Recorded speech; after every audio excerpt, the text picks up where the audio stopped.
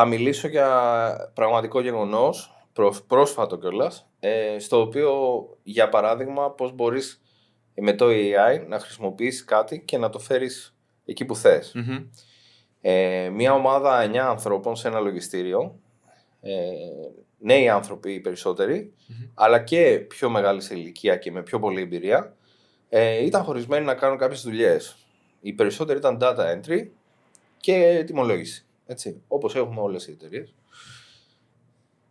Στην πορεία λοιπόν αυτή, κάποιοι άνθρωποι έφυγαν και ήρθαν νέοι. Okay. Συχνό. Ένας άνθρωπος λοιπόν μέσα από το λογιστήριο που έχει το core knowledge για το τι γίνεται και τον τρόπο που λειτουργεί η επιχείρηση, ήταν υπεύθυνος για κάθε ένα νέο που έρχεται να τον εκπαιδεύει. Μαζί με τους άλλους, έτσι υπήρχε ένα training plan, να το πούμε θεωρητικό, αλλά τελικά όμως τι training plan? Όταν έρχονται τα παραστατικά στίβες και πρέπει να γίνουν πληρωμές και. Training on the job. Training on the job 10 ώρα το βράδυ. Έτσι. Επειδή λοιπόν το κακό training ναι. δηλαδή. Όμως, επειδή είμαστε σε μια μεταβατική περίοδο γενεών, να το πω έτσι, που σημαίνει ότι οι νέοι υπάλληλοι που θα έρχονται στην επιχείρηση να δουλέψουν, δεν είναι τόσο focused στο να μάθουν τη δουλειά. Είναι πιο πολύ focused στο να περνάνε καλά, να έχουν ένα life balance που λέμε, και να έχουν έναν τρόπο εύκολο να δουλεύουν. 100% και είναι και χρέος και της εταιρείας να εξυγχρονίζεται και να πηγαίνει προς αυτό το κοινό, γιατί Ακριβώς. Αυτή η γενιά έρχεται και θέλει λίγο εύκολα τα πράγματα και πρέπει να την ακούσουμε. Εγώ λοιπόν θα σου πω ότι από την πραγματικότητα, από γεγονός που συνέβη, ότι οι άνθρωποι που είχαν τα entry level positions και ήρθαν στο λογιστήριο να ξεκινήσουν να δουλεύουν, θέλαν και career path. Δηλαδή απαιτούσαν ότι ωραία, εγώ θα έρθω στην επιχείρηση σου να δουλέψω στο λογιστήριο. Σωστά. Σαν entry level που έχω τελειώσει πάντιο ή οτιδήποτε άλλο. Αλλά ποια θα είναι η εξέλιξή μου? Έτσι λοιπόν, χρησιμοποιώντας το M-Files και εργαλείο για εισαγωγή παραστατικών, καταφέραμε και φτιάξαμε ένα πλάνο στο οποίο οι άνθρωποι οι οποίοι έρχονται, βλέπεις, δεν μιλάω καθόλου για παραστατικά. Ναι. Μιλάω για κάτι άλλο. Ισχύει. Μιλάω για κάτι άλλο.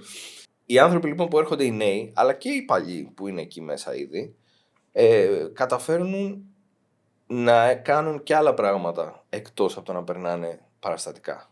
Μάλιστα. Οκ. Έτσι. Και αυτό μέσα από το M-Files δηλαδή. Και αυτό μέσα από το M-Files σε συνεργασία με το ERP και σε συνεργασία, πολύ σημαντικό, με έναν key άνθρωπο που βρίσκεται στο λογιστήριο και έχει όλη τη γνώση. Αντί να τη μεταφέρει σε κάθε έναν από τους ανθρώπους που έρχονται και να φεύγουν μετά και να χάνε τη γνώση, την μετέφερε σε ένα εργαλείο που έχει και AI, και τώρα θα μιλήσω για παραστατικά. Ωραία.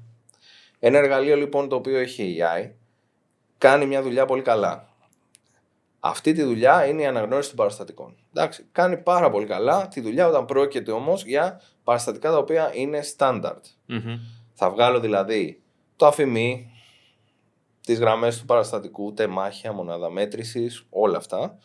Τα ποσά μου, ΦΠΑ, ποια κατηγορία ΦΠΑ και όλα αυτά. Όμως υπάρχουν πράγματα, όπως για παράδειγμα στο αληθινό παράδειγμα που είπαμε, και αν το ακούει καλησπέρα, όπως για παράδειγμα τα αποδειξάκια που παίρνω, τα τιμολογιάκια μάλλον που παίρνω, τα μικρά, τα Α5, που αφορούν βενζίνη, καύσιμο, από πολλές τις εταιρείες. Εννοείται. Αυτά λοιπόν έχουν πάνω τους μια πινακίδα. Έτσι, αριθμό κυκλοφορίας του οχήματος που έβαλε βενζίνη. Αυτός ο αριθμός κυκλοφορίας του οχήματος δεν γίνεται extract από ένα σύστημα που έχει εκπαιδευτεί να βγάζει γραμμές παραστατικών και header. Εκεί, σε αυτό το σημείο, πρέπει κάτι να γίνει. Η εμπειρία λοιπόν των ανθρώπων αυτών που ασχολούνται θα σου πούνε με τη μία, ωραία, εγώ πήρα τα τελικά μου ποσά, αλλά πρέπει με το χέρι να βάλω την πινακίδα, γιατί δεν ξέρω ποιο όχημα αφορά. Και εγώ αυτό το κάνω πώς στο ERP μου. Ναι. Αρχίζουμε λοιπόν και μπαίνουμε στο intelligence του πράγματος. Και τι είναι αυτό το extra που πρέπει να βάλουμε για να κάνουμε αυτό το extraction. Ναι. Και η πινακίδα είναι ένα παράδειγμα. Άλλο παράδειγμα είναι τα αεροπορικά εισιτήρια που αφορούν exemption του ΦΠΑ. Απαλλαγή από το ΦΠΑ. Ωραία. Κάνω απαλλαγή του ΦΠΑ, βλέπω, λέει 0. Μια χαρά. Αλλά ποιο άρθρο? Έχουμε 40 άρθρα πόσα είναι. Άρα λοιπόν, άλλο ένα intelligent κομμάτι, το AI διαβάζει το παραστατικό, κάνει extract τα δεδομένα μου και από εκεί πηγαίνει και βλέπει. Αν λέει πάνω απαλλαγή από ΦΠΑ άρθρο 32, σου μεταφέρει εσένα την πληροφορία άρθρο 32. Ναι, κατάλαβα. Άρα λοιπόν, θέλω να πω σε όσους μας βλέπουν και μας ακούν, ότι προσέξτε πάρα πολύ τι βλέπετε σαν demo. Αυτό είναι το πιο σημαντικό. Όταν βλέπετε μια λύση σε ένα event ή έρχεται κάποιος συνεργάτης στην εταιρεία σας να κάνει μια παρουσίαση, προσέξτε τι βλέπετε σαν demo και κάντε σωστές ερωτήσεις. Η ερώτηση σωστή είναι, απαλλαγή ΦΠΑ θα μου βγάζει?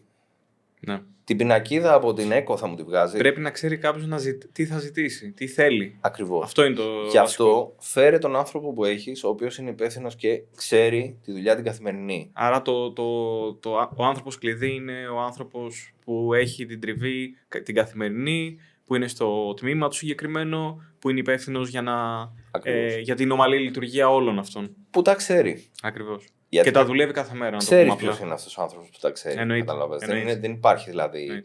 Κάποιος πρέπει να σου το πει εσένα για να έρθει σε επαφή στην ουσία.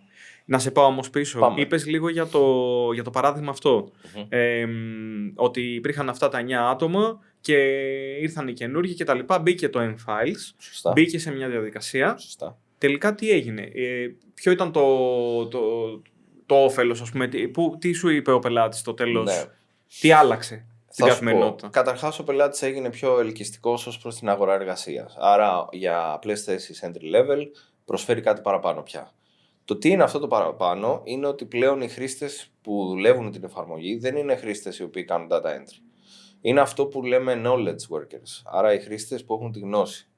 Αυτοί λοιπόν οι χρήστες που έχουν τη γνώση είναι κατά πολύ μεγάλο ποσοστό περνάνε περισσότερα παραστατικά τώρα από ό,τι περνάγαν πριν. Άρα αυξήθηκε η παραγωγικότητα. Ένα είναι αυτό. Ναι. Δεν σημαίνει ότι χρειάζομαι λιγότερους. Έτσι, γιατί μπορώ να κάνω focus σε άλλα πράγματα που πρέπει το λογιστήριο να κάνει, που είναι πιο σημαντικά από το να περνάω παραστατικά. Ναι. Συμφωνούμε σε αυτό? Εννοείται, 100%. Ακριβώς. Νομίζω ότι αυτό που έχεις πει μέχρι στιγμής για τις χειροκίνητες διαδικασίες είναι κάπου να στρέψεις όλο το δυναμικό σου να κάνει κάτι το οποίο είναι πιο δημιουργικό, πιο σημαντικό για την εταιρεία και να μην απλά καταχωρεί και κάνει data entry, έτσι, Σωστά. στο 2026. Σωστά. Πολύ σωστά.